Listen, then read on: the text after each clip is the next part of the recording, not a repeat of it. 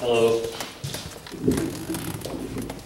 Thank you to everybody here. Thank you to Peg. I really like Sausalito. I live out in Fremont, on that border between Union City and Fremont, so it's a very different place to be here. I am going to be reading from my new collection that I've actually never read from this before. And I got them last night, so if I hadn't got them, I would have not been here. On this day, 9/11, you know, the last 12, 15 years, words like Islamo-fascist and all this stuff, heard all of that.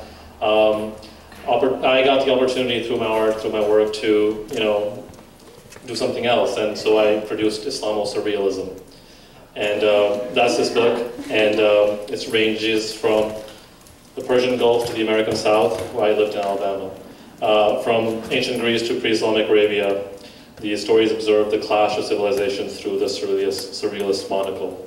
Lovers playing with Quranic numerology, the sorrows of the Minotaur, the innocence of a genie, a woman obsessed with wine and virgins, brothers caught in a national security dragnet. So that's these 12 stories, and I'm just going to read the first one, a little bit of. Let me put my timer on.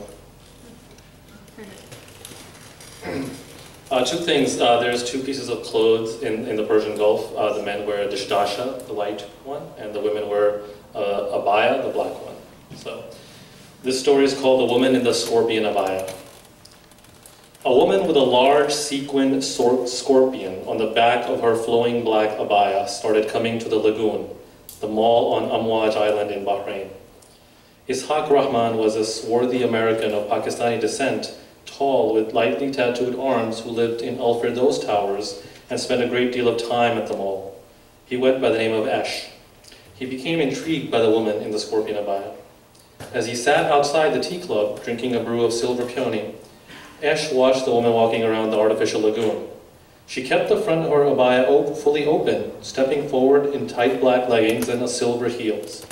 Her torso was slim, but her hips were big and full, and sat on legs so thin that the knees were persistently knocking together from the weight they supported. This was a popular body type along the Persian Gulf. Her face was round with a pointy chin, and she wore heavy foundation to make herself appear plaster white, ceramic. I have to find a way to talk to her, he thought to himself. A lawyer turned painter in his early 30s, twice divorced, he had come to the Gulf after his first and only exhibition in New York, a series of surrealist self-portraits juxtaposed with the faces of suicide bombers, had gone reviewed by the papers not on the basis of artistic merit, but whether they might be useful in reducing the radicalization of Muslim males. None of the paintings sold. The final straw came when the State Department offered to take him to at-risk Muslims around the world. Shamed and broke, he fled America and took a job with the Bahrain Foundation for the Arts. If he was going to be a state-sponsored artist, it would be for a foreign country. One evening at the tea club, Ash was sitting and enjoying a glass of mint lemonade when the woman in the scorpion abaya sat down diagonal to him and ordered a sticky dessert. He noticed that after normally going barefaced, today she had come in wearing a niqab, a gauzy veil across her nose and mouth. He wondered if its sudden appearance meant that she was inciting in the onlookers a desire to discover her. If so, he was glad, because such duplicity was usually the work of the lonely. "Ana ma atakallam Arabi," he said, after weighing his words. She looked up at him. "Lo samaht?" "I said, I don't speak Arabic," he repeated in English, smiling a little. The joke made her laugh, and she lowered her eyes. "But you have good pronouncement." Her voice was deeper than he had expected, coming out of a clear throat. "Thank you, I'm new here, but I am trying to learn." "You're American, yes? How do you enjoy Bahrain?" "It beats Doha." "This is right," she said. "Please, I do not understand how Qatar got the World Cup. What will anyone do, ride up and down their escalators?" She covered her mouth with her hand and realized there was cloth over it. "Also, we have the Shiites protesting. That's always exciting." "I have not seen you in a veil before," he said. "Sorry," she said and removed it. "I do not normally wear, but I just came back from Saudi Arabia." "I'm sorry to hear that," he said. "That place is hell. Bahrain should have never built that causeway connecting us." "Bahrain didn't. Saudi gave it to us, so they can send their party boys, or their tanks." "I won't ever go to Saudi," he said. "Why not?" "Because I've seen how the Saudis drive their cars." That also made her laugh, and he grew silent. On account of the mystery that she gave off through her walk, through her clothes, through the way she pushed her black hair under her scarf, He had not expected their first conversation to be so casual. Soon, however, their silence grew awkward as a pair of Bahraini men in starched white dishdashes passed by and sat down near them, lighting up cigarettes with cupped hands.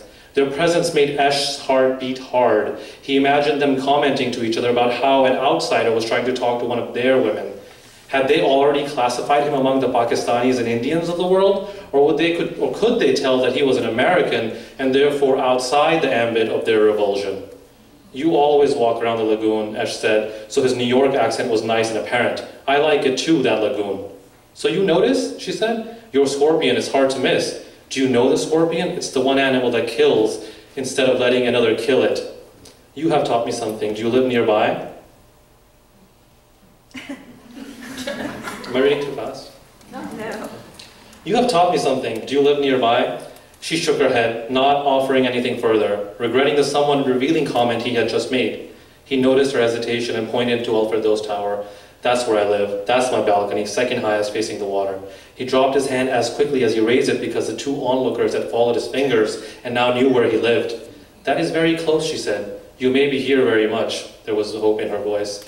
They sipped their drinks with purposive slowness, hoping to elongate an encounter that began so well and yet seemed condemned to end in estrangement. They were rescued by the capitalist zeal of the Filipino waiter, who came and asked if they wanted another drink.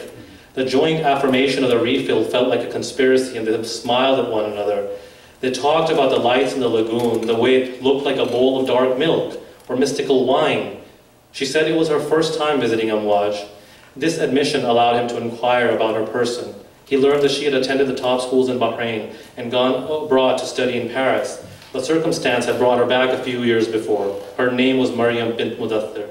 Do you miss Paris? Very much, she said. Esh wanted to hear more, but didn't press her. The men were staring quite intently now. Were it not for his latent fear of Arab mystique, which led him to think that any man in a dishdasha could cancel his visa at any time, he would have confronted them. But then Maryam asked him a question that sank his heart because it seemed to suggest that the endless staring by the two Bahrainis had gotten to her. Are you American, basically? Basically? Yes, she said. I mean, asli. He shifted in his seat. It was one of the first Arabic words he had learned. Asli meant originally. It was a favorite question of the Bahrainis. Whenever previously confronted with it, he had lied, having been everything from an Iranian to a Turk to an anglicized Saudi, everything but what he was. However, he couldn't bring himself to lie to her. Originally, I'm from Pakistan. I moved to America when I was 10. She laughed. You had to think. But it is good you did not pretend to be something. Some Pakistanis, they say they're Arab, and they become so Islamic like Wahhabis. Ugh. Maybe they're ashamed, he said. Pakistanis are very smart. They made the nuclear bomb. They spoke some more, and then she called for the bill. He longed for the moment when he might see her again. The disapproval of strangers be damned. But then, just as quickly as she had enlivened his lust, she trampled it. It was nice to meet you. I must go and prepare for my husband. Likewise, he said. Not my husband, I mean. I don't have one. The villas, she said, with red spots of shame drifting in her cheeks like the buoys in the Gulf. We are renting a villa for the winter. Ash watched her go and thought how he would have to avoid her in the future when she would be out with her husband, who was no doubt a wealthy and powerful Bahraini, if he could afford one of the villas for the entire winter. And yet, the distance he would have to keep from this woman, a separation that was imposed by the protocols of convention and modesty and morality, suddenly heightened his feelings for her in every way. It would be quite an achievement to be with such a woman, he thought, and fell asleep. For a week, he watched her from the balcony. She strolled along the lagoon with her husband, always in the afternoon when the air was still warm and tinged with the orange and gold of Gulf during winter. Over time, there were more people who came for vacation to Amwaj, and the winter deepened. With more people around, Ash felt he could venture to the mall and be less conspicuous. He took a marker and went to the bridge where Maryam watched the sunset. At the spot where she liked to stand, he wrote the Arabic word hub on the railing. And then he rushed back to the balcony and waited for the sunset to arrive, for Maryam to discover his game. Gauging from the length she lingered on the railing, he was certain she had seen it. Over the next 2.5 weeks, he wrote a different word each day, the 19 words for love in Arabic, from tarafuk to wajd, from gharam to uns.